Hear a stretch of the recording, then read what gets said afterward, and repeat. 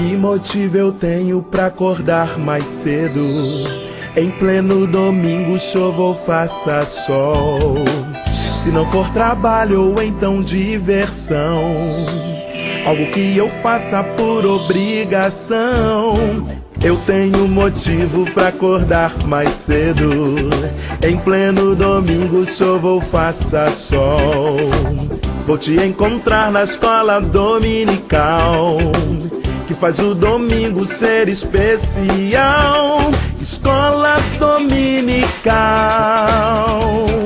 feita pra mim, pra você. Espaço pra crescer e a Bíblia conhecer, sempre junto com você. Escola dominical, feita pra mim, pra você. Espaço pra crescer e a Bíblia conhecer, sempre junto com você. Que motivo eu tenho pra acordar mais cedo? Em pleno domingo, chova ou faça sol. Se não for trabalho ou então diversão, algo que eu faça por obrigação. Eu tenho motivo pra acordar mais cedo. Em pleno domingo, chova ou faça sol. Vou te encontrar na escola dominical, que faz o domingo ser especial. Escola dominical, feita pra mim, pra você. Espaço pra crescer e a Bíblia conhecer, sempre junto com você. Escola dominical, feita pra mim, pra você. Espaço pra crescer e a Bíblia conhecer, sempre junto com você. Escola dominical, feita pra mim, pra você. Espaço pra crescer e a Bíblia conhecer, sempre junto com você. Sempre junto com você. Sempre junto com você. Graças e paz a todos vocês, amados irmãos em Cristo, que nos acompanham aqui no canal Palavra Viva e Fiel. Vamos para a nossa lição de número 9, com o tema Os Dons Espirituais Unindo a Igreja, em 1 Coríntios capítulo 12. O texto áureo nos fala: de maneira que não vos falte nenhum dom, aguardando vós a revelação de nosso Senhor Jesus Cristo. 1 Coríntios capítulo 1, versículo 7. Leitura bíblica, 1 Coríntios capítulo 12, versículos 1 a 20. A verdade prática nos fala que Deus continua concedendo dons aos homens, os quais são indispensáveis para a vida da igreja atual. A palavra do conhecimento. Este dom trata do conhecimento profundo de origem divina. É um conhecimento que não pode ser adquirido pelos meios naturais. Está ligado ao dom da palavra da sabedoria. Deve ocupar um lugar primordial na vida dos fiéis.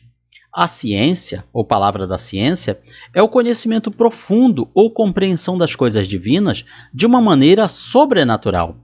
A palavra do conhecimento é a capacitação do crente, movido pelo Espírito, para declarar fatos que estão em oculto, fatos que ainda não ocorreram.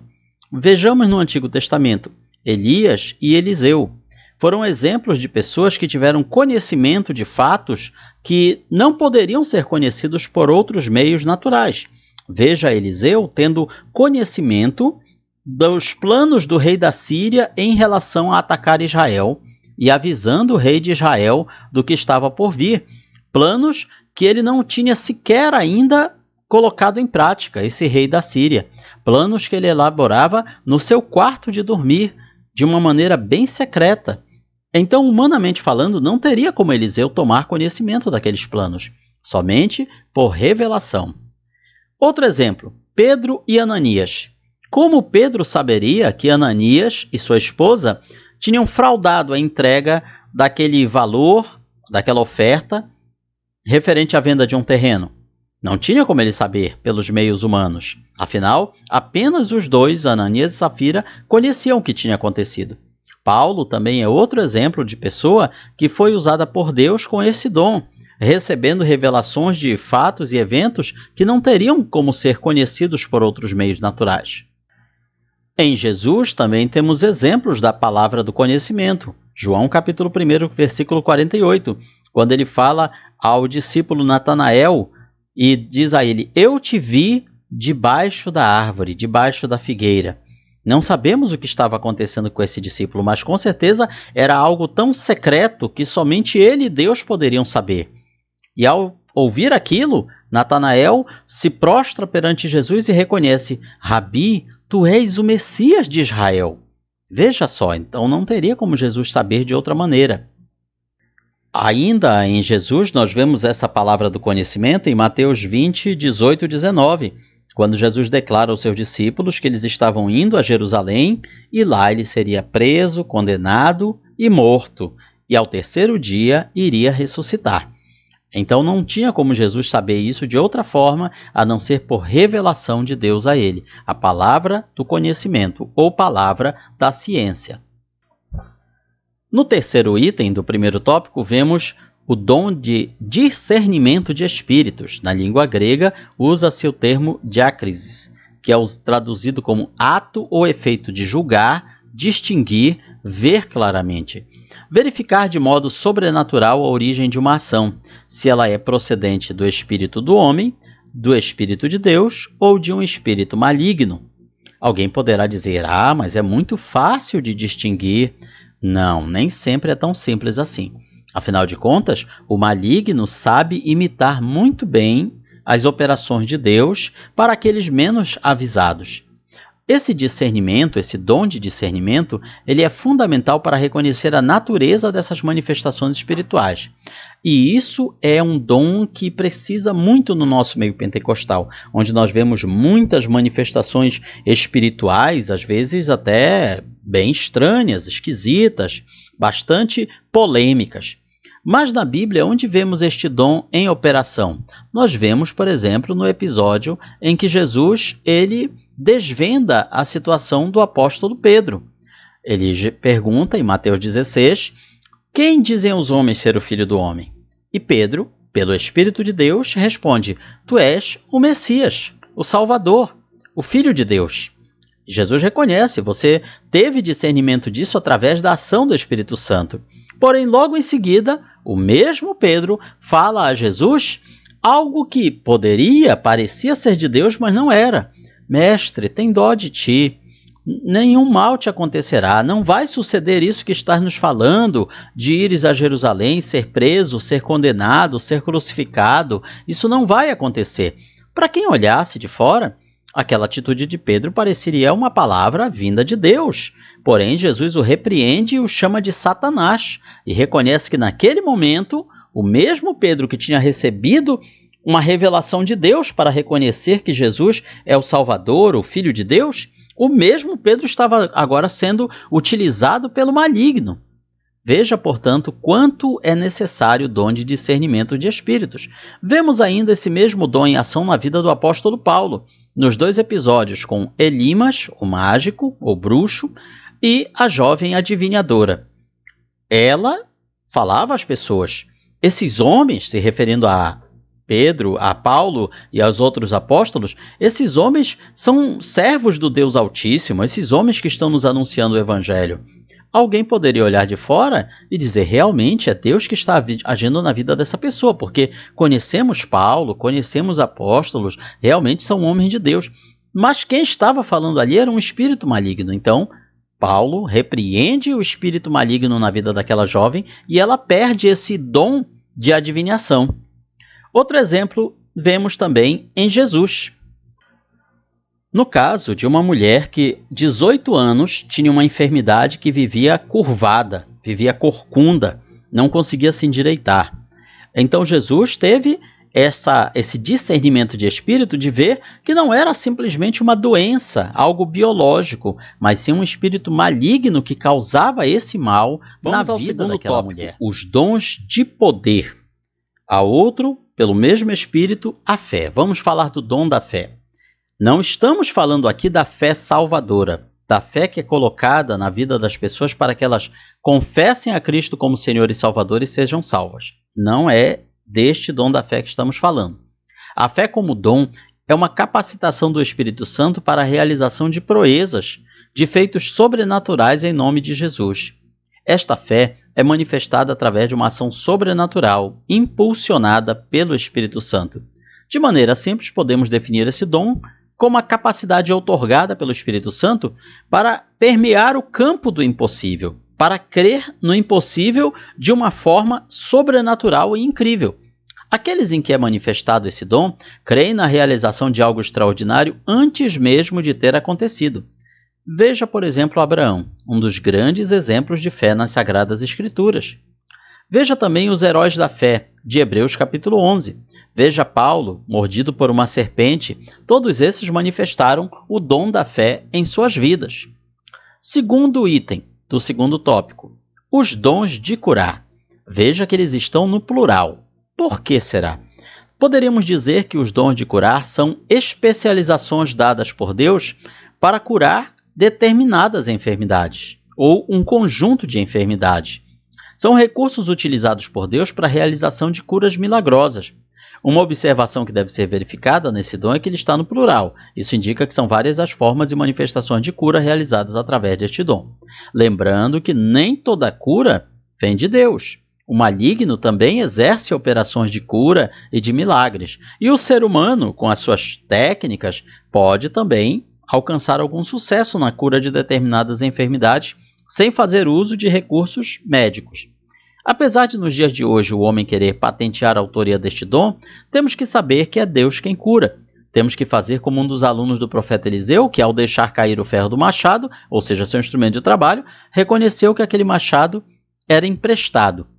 Nosso instrumento de trabalho é a capacitação do Espírito Santo, concedida através dos dons, mas isso não é nosso, pertence a Deus. Os dons e talentos que nós temos são para que Deus seja glorificado.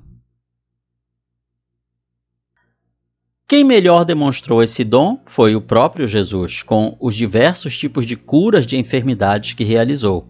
Vemos também a sombra de Pedro, que curava as pessoas. Vemos Paulo na ilha de Malta, sendo usado por Deus para curar diversos tipos de enfermidades. O dom de cura, os dons de curar, eles são muito necessários na igreja hoje. Por quê? Nós temos uma multidão de pessoas doentes, apesar de toda a ciência, de todo o conhecimento, mas mesmo assim as saídas dentro da ciência e da medicina acabam se esgotando.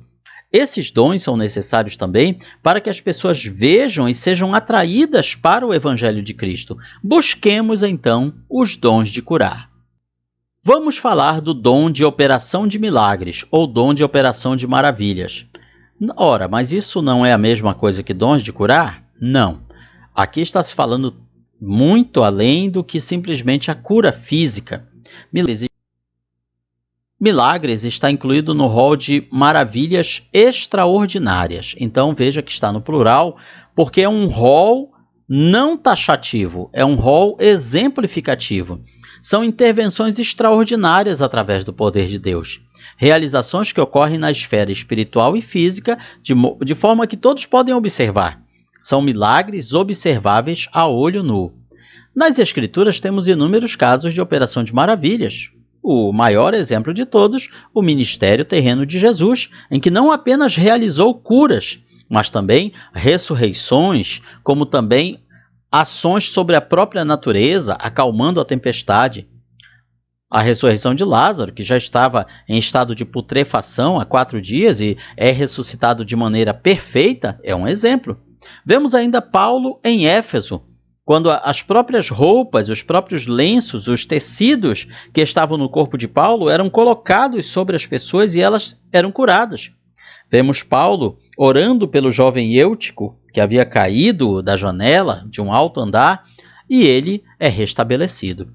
Busquemos, então, os dons de operação de maravilhas, para que Deus seja glorificado na sua igreja através de todas essas extraordinárias coisas que Deus quer realizar pelo seu poder no meio de nós. Lemos que os 9 dons do Espírito Santo, ou 9 dons, podem ser agrupados em 3 categorias. Primeiro, dons de revelação. Segundo, dons de poder. Terceiro, dons de inspiração. Cada uma dessas categorias, por sua vez, inclui 3 dons, a saber, os dons de revelação, a palavra da sabedoria, palavra do conhecimento e de discernimento de espíritos. Segundo, os dons de poder, fé, dons de curar, operação de milagres. E o último grupo, dons de inspiração, profecia, variedade de línguas e interpretação de línguas. Vamos então aos dons de revelação, é o nosso primeiro tópico. Esse conjunto de dons, eles servem para a blindagem espiritual do corpo de Cristo. São dons imprescindíveis para o momento atual da Igreja. Atuam na formação profunda do salvo, principalmente no discernimento frente às heresias e erros doutrinários. Primeiro, a palavra da sabedoria. É uma forma sobrenatural da manifestação da sabedoria divina na vida pessoal do crente. A sabedoria que está se tratando aqui não é aquela sabedoria comum que muitas pessoas têm. Não é também uma sabedoria que possa ser aprendida em livros, palestras, seminários, institutos teológicos. A sabedoria ela provém estritamente de Deus. Pode ser adquirida através da manifestação do Espírito e ensino da palavra de Deus. Veja, por exemplo, Salomão, um exemplo maior de sabedoria, mas temos também exemplo dessa sabedoria no Concílio de Jerusalém, em Atos capítulo 15, onde havia um sério problema doutrinário a ser resolvido pela igreja e precisava se chegar na solução mais sábia possível. Outro exemplo em Jesus, Marcos capítulo 6, versículo 2, Marcos capítulo 12, versículo 17. A sabedoria divina que Jesus apresentava para enfrentar vários desafios doutrinários, teológicos, que lhe eram propostos principalmente pelos fariseus, saduceus, chegamos aqui aos dons de inspiração. O carro-chefe deles é a profecia. Esse talvez seja o mais famoso de todos os dons. Profecia significa falar em nome de alguém. Esse dom capacita o homem para falar em nome de Deus. Veja que a profecia ela é muito mais do que uma simples pregação. Ela é muito mais do que um mero ensino bíblico ou estudo bíblico. Claro que a pregação é necessária, o estudo bíblico é necessário, porém, a profecia vai muito mais alto do que isso. O seu nível é mais elevado do que a pregação, é mais elevado do que o ensino bíblico. É uma ação do Espírito Santo, transmitida sempre de forma racional. O que significa isso? O profeta, ele não fica em transe, ele não fica em êxtase, ele não fica inconsciente. Ele sabe o que ele está falando e para quem ele está falando. Ele expõe aquela mensagem usando as suas próprias palavras. A profecia deve ser expressa no idioma de quem profere e dos que o ouvem. A sua ação é direcionada à igreja. A profecia serve para edificar a igreja, consolar a igreja e exortar a igreja. Mas veja que nem toda exortação é uma profecia. Uma das finalidades da profecia, óbvio que é exortar, mas nem toda exortação pode ser rotulada de profecia. Paulo incentiva o povo a buscar o dom de profecia. Apesar da relevância espiritual e edificação que traz ao corpo de Cristo, ele não possui relevância canônica ou escriturística. O que quer dizer isso?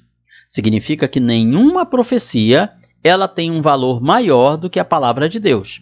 Significa que nenhuma profecia pode ir contra um ensino bíblico. Significa que nenhuma profecia tem autoridade igual ou maior do que as Escrituras Sagradas.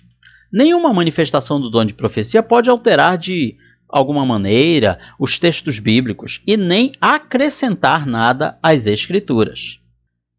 Existem muitos grupos religiosos hoje em dia que têm profetas, vivos ou mortos, cujos ensinos e palavras são comparados às Sagradas Escrituras. Isso não é correto. Todo profeta está abaixo das Sagradas Escrituras. Vejamos alguns exemplos do dom de profecia no Novo Testamento. As filhas de Filipe, o profeta Ágabo, ambos no livro de Atos dos Apóstolos. Claro que existem outros exemplos aí, e nós vemos o apóstolo Paulo colocando o profeta, a pessoa que tem o dom de profecia, como um dos 5 dons ministeriais.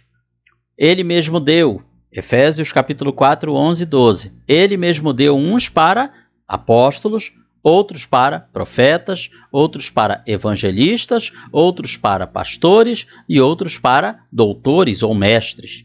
Os 5 dons ministeriais dados por Deus à igreja. Vamos aqui ao dom de variedade de línguas. É a habilidade espiritual do crente falar em línguas que fluem sobrenaturalmente para edificar aquele que as fala. Que tipos de línguas são essas? Bom, é muito comum pensarmos em línguas aqui da Terra, línguas naturais. Mas vamos pensar um pouco. Se fossem línguas terrestres, qual seria o extraordinário nisso? Qual seria o sobrenatural nisso? Não haveria edificação para a igreja nesse tipo de dom. Então, as línguas desconhecidas celestiais, elas estão aqui dentro do dom de variedade de línguas. Veja que estas línguas, esse falar em línguas, não é a mesma coisa que o batismo com o Espírito Santo. As línguas, elas aparecem como sinal do batismo com o Espírito Santo, ou podem aparecer como dom, aqui no caso o dom de variedade de línguas, ou ainda elas podem aparecer como uma manifestação de alegria, de contentamento, de que a pessoa está cheia do Espírito Santo. Portanto, as línguas, elas podem aparecer de 3 formas diferentes. Em Atos capítulo 2, temos evidências de que esse dom fazia parte da igreja primitiva, porque desde os primórdios da igreja, o Espírito Santo continua se manifestando no meio dos salvos através do dom de línguas. Esse dom deve ser buscado pelos fiéis para que haja edificação e renovo espiritual constante. Paulo escreve o seguinte: aquele que fala em línguas edifica-se a si mesmo. Alguns entendem errado essa passagem, significando, então falar em línguas não é algo proveitoso, não é algo importante. Pelo contrário, a edificação individual, ela é importante também. Claro que a edificação da igreja é mais importante, mas a edificação individual não deixa de ser importante, ela não perde, ela não fica totalmente esvaziada de importância. Portanto, o falar em línguas, ele tem sim a sua importância para a edificação individual.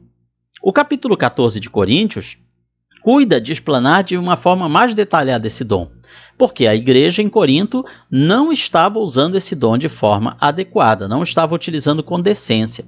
Veja, por exemplo, Paulo, ele confessa: dou graças ao meu Deus porque falo mais línguas do que todos vós. Significava que Paulo tinha estudado línguas como hebraico, latim, aramaico? Será que era isso que Paulo estava se referindo? Não, não eram línguas aqui da terra que ele tinha aprendido de forma natural. Eram línguas desconhecidas, espirituais, celestiais. Vemos ainda os discípulos em Éfeso, mencionados ali em Atos 19, onde novamente as línguas como dom aparecem ali. E o dom de interpretação de línguas? Qual a utilidade deles? Temos que observar que não é uma tradução, é interpretar a língua. Não significa que uma pessoa vai falar em línguas estranhas, movida pelo Espírito Santo, ou línguas celestiais, línguas desconhecidas, e outra pessoa vai traduzir aquilo. Na verdade, ela vai interpretar, ela vai trazer o sentido daquela mensagem. Outra coisa que é importante salientar é que, apesar de parecer com o dom de profecia, é diferente, é distinto. São necessárias, nesse caso desse dom, 2 pessoas. Uma pessoa é usada por Deus, através do Espírito Santo, para falar em línguas. A outra pessoa é usada por Deus para interpretar as línguas. Uma só pessoa pode manifestar os 2 dons? Sim, é possível, mas também pode ser 2. Já no caso da profecia, é necessário uma pessoa só. Não precisa de intérprete, já que é proferida no idioma materno do falante e dos ouvintes. Então veja a diferença entre o dom de interpretação de línguas e o dom da profecia. O falar em línguas não é concebido pela mente humana, da mesma forma que interpretar as mensagens divinas. Portanto, tudo aqui gira na esfera do sobrenatural, do extraordinário, daquilo que os seres humanos não poderiam alcançar por seus próprios um corpo, meios. Muitos membros. A multiplicidade dos dons espirituais visa capacitar os membros a atuarem unidos no corpo de Cristo. A linha de raciocínio flui com naturalidade ao longo dessa sessão. Por quê? Paulo agora compara a igreja ao corpo físico.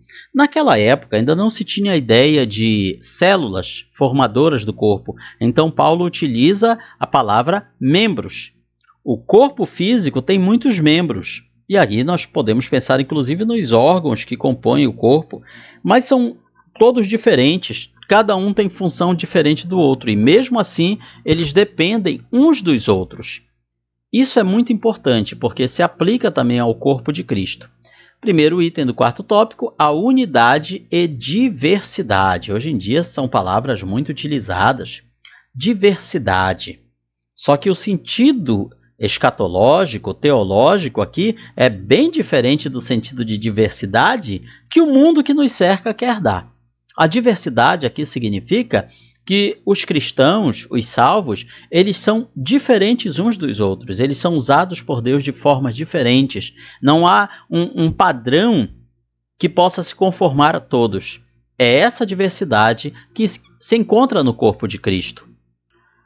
E aqui nós trazemos a frase de um teólogo cristão que dizia da seguinte maneira: os ímpios são todos iguais, mas os justos são todos diferentes. Com isso ele queria dizer que entre a igreja, entre os salvos, há uma heterogeneidade. Ou seja, os santos, os salvos, os justos, cada um é diferente do outro na sua maneira de ser usado por Deus. O apóstolo Paulo está argumentando que essa diversidade pode crescer, pode vicejar na comunidade e até mesmo fortalecer a unidade. A diversidade se torna uma ameaça para a unidade somente quando os cristãos individualmente confundem o propósito de Deus com o seu próprio desejo de obter relevância, exaltar-se, proeminência, reconhecimento. A tensão entre unidade e diversidade não é nova. Desde aquela época, 2000 anos atrás, já havia essa tensão. Mas essa tensão entre esses dois elementos é superado por meio da clareza do propósito de Deus ao conceder seus dons. Por mais diversos que sejam, eles servem para capacitar e conferir poder a cada comunidade de cristãos, para que se demonstre o ministério de Cristo na terra. O desafio para aqueles que recebem os dons é reconhecer sua função como partes do corpo, entender como Deus projetou seus dons específicos, reconhecer os dons que Deus lhe deu, para assim fortalecer outras partes, a fim de que o corpo cumpra o propósito definido por Deus. Os membros da Igreja de Cristo precisam resgatar esse significado de corpo, entender que nós somos um corpo, estamos todos juntos.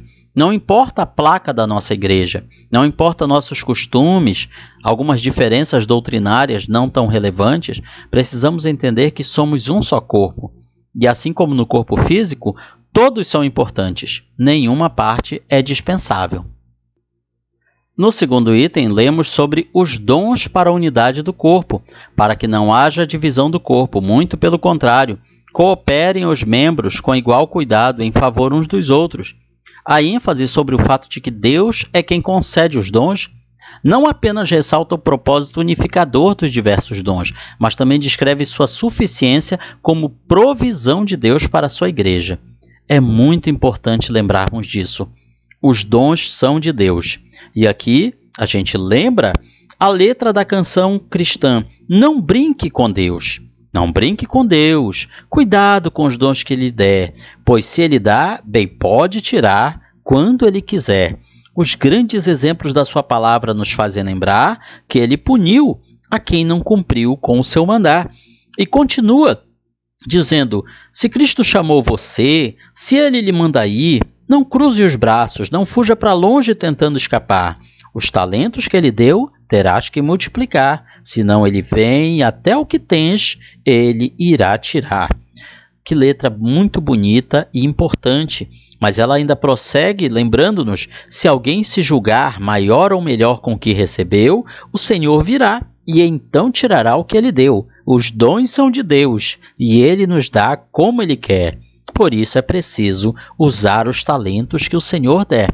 A letra dessa canção cristã, ela resume muito bem aquilo que nós estamos tratando nessa lição.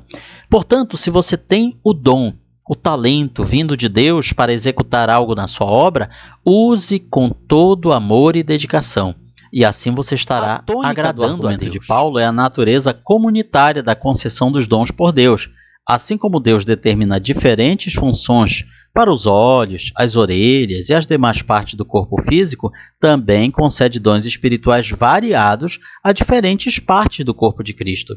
Em um corpo, todas as partes são importantes. Quando falta uma parte, o corpo se torna deficiente.